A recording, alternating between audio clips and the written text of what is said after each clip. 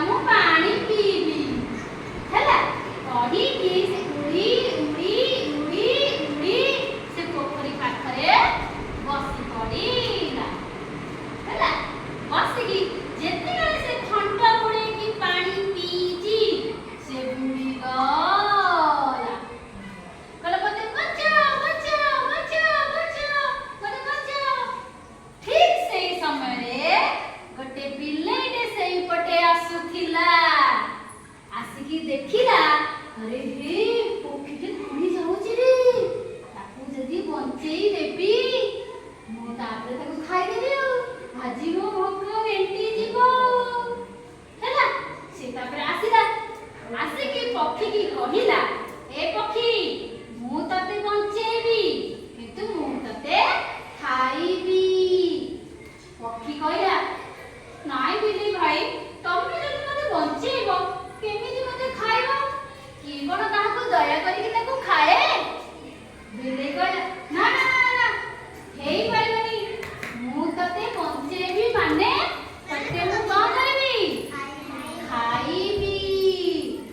ତାପରେ ପକ୍ଷୀ ଟିକେ ଚିନ୍ତା କଲା ଓକେ ଓକେ ହଉ ହଉ ହଉ ଠିକ ଅଛି ତମେ ମତେ ଖାଇବ କିନ୍ତୁ ମତେ ଆଗ ଟିକେ କଣ କର ବଞ୍ଚେଇ ଦିଅ ଠିକ ଅଛି ମୁଁ ତତେ ଯାଉଛି ବଞ୍ଚେଇବି ପକ୍ଷୀଟା ବୁଡ଼ିକି ଅଛି ବିଲେଇ ତାକୁ ବଞ୍ଚେଇଲା ବଞ୍ଚେଇଲା ଉପରକୁ ଉଠିକି ଆଣିଲା ଯେତିକି ଉଠେଇକି ଆଣିଛି ବିଲେଇ କହିଲା ଆଜି ମୁଁ ତତେ ଖାଇବି ମୁଁ ତତେ ଆଜି କଣ କରିବି ଖାଇବି ପକ୍ଷୀ କହିଲା ହଉ ବିଲେଇ ଭାଇ ଖାଇବ ମତେ ହଁ ଯେ ଟିକେ ରୁହ ରୁହ ମୁଁ ଦେଖୁନ କେତେ ଓଦା ହେଇଯାଇଛି ଦେଖ ଦେଖ ମୁଁ କେତେ ଓଦା ହେଇଯାଇଛି ଟିକେ ତ ରୁହ ଆଉ ଟିକେ ପରେ ଖାଇବ ଆଉ ଟିକେ ପରେ ଖାଇବ ମୁଁ ଟିକେ ଶୁଖିଯାଏ ମୁଁ ଟିକେ ଶୁଖିଯାଏ ବିଲେଇ କହିଲା ହଉ ହଉ ହଉ ତୁ ଶୁଖି ମୁଁ ତାହେଲେ ଟିକେ ଅପେକ୍ଷା କରିଛି ପକ୍ଷୀଟି ଅପେକ୍ଷା କରିବା ପାଇଁ ଯେତେବେଳେ ଶୁଖଉଥିଲା ନିଜକୁ ବିଲେଇଟି ସେଇ ସମୟରେ ଶୋଇ ପଡ଼ିଲା ବିଲେଇଟି ଶୋଇ ପଡ଼ିଲା ପକ୍ଷୀଟି ଫୁର ଫୁର ଫୁର କରିକି ଉଡ଼ିଗଲା ବିଲେଇଟି ଯେତିକି ବେଳେ ଉଠିଛି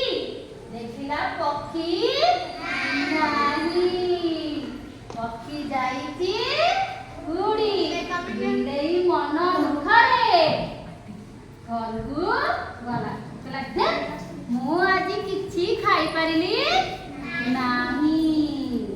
ତାହେଲେ କହିଲ ବିଲେଇ ଚତୁର ନା ପକ୍ଷୀ ଚତୁର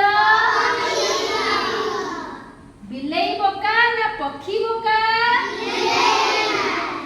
ପାଣିରେ କିଏ ବୁଡ଼ି ଯାଉଥିଲା ପାଣିରେ କିଏ ବୁଡ଼ି ଯାଉଥିଲା ବଞ୍ଚିବା ପାଇଁ କିଏ ଆସିଲା ବିଲେଇ ଗପଟି ଭଲ ଲାଗିଲା ଏମିତି ଗୋଟେ ଗପ ତମମାନେ ବନେଇ ପାରିବ ତିଆରି କରିପାରିବ କରିପାରିବ ତମମାନେ ଚେଷ୍ଟା କରିବ ଏମିତି ଗୋଟେ ଗପ ମତେ କାଲି କହିବ ବୁଝିପାରିଲ ଧନ୍ୟବାଦ।